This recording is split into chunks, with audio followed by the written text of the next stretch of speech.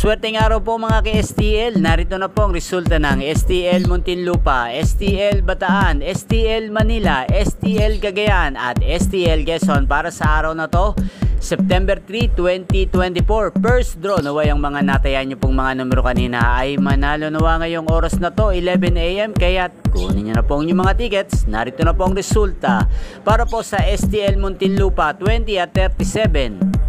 STL Bataan, 12 at 7.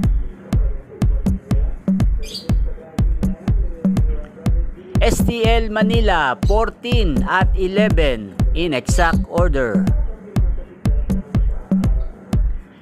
STL Cagayan, 33 at 1. At STL Quezon, 35 at 11 in exact order. Congrats po sa lahat ng mga nanalo. Maraming salamat po sa panonood nyo sa aking channel, Roderick Hernandez TV. Huwag pong kalimutang mag-subscribe. Thank you for watching.